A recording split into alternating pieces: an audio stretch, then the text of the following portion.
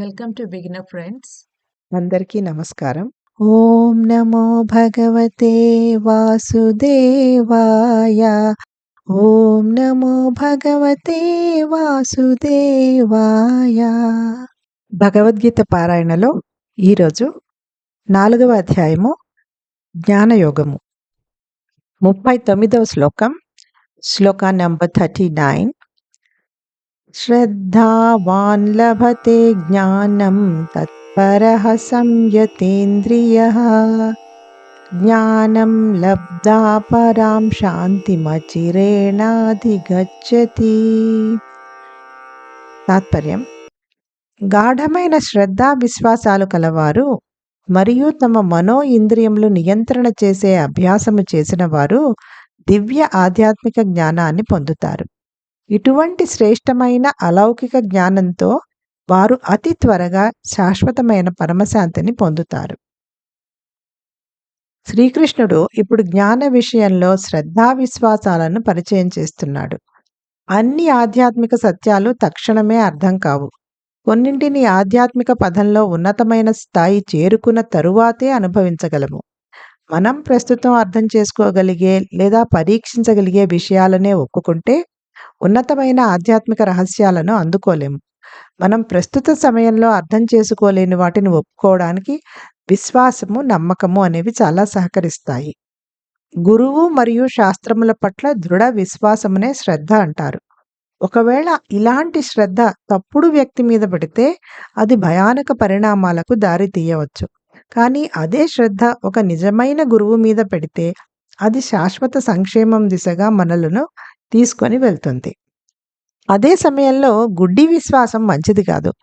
ఏదో ఒక గురువు మీద అటువంటి శ్రద్ధ ఉంచే ముందు మన బుద్ధిని ఉపయోగించి ఆ గురువు పరమసత్యాన్ని ఎరిగిన వాడని మరియు దానిని ఆయన వేద ప్రమాణంగా ఉపదేశిస్తున్నాడని నిర్ధారణ చేసుకోవాలి.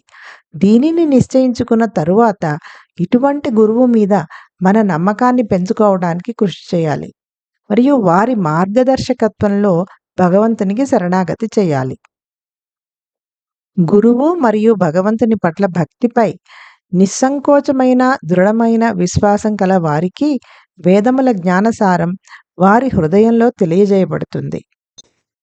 Meaning of the shloka is: those whose faith is deep and who have practiced controlling their mind and senses attain divine knowledge.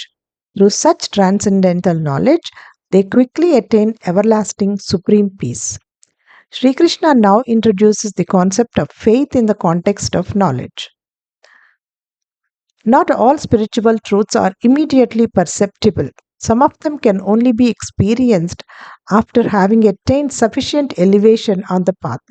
If we only accept what we can presently verify or comprehend, we will be bereft of the higher spiritual secrets. Faith helps us to accept what we cannot understand at present. Faith means firm confidence in the words of the Guru and the scriptures. When such faith is placed upon a wrong personality, it can lead to disastrous consequences.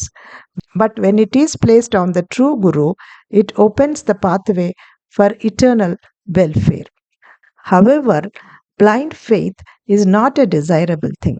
Before placing it on any Guru, we must use our intellect to confirm that the Guru has realized the absolute truth and he is teaching it in accordance with the eternal Vedic scriptures. Once this is confirmed, then we should strive to deepen our faith in such a Guru and surrender to God under his guidance. The imports of all the Vedic knowledge is revealed within the hearts of those who engage with unflinching faith in devotion towards Guru and God.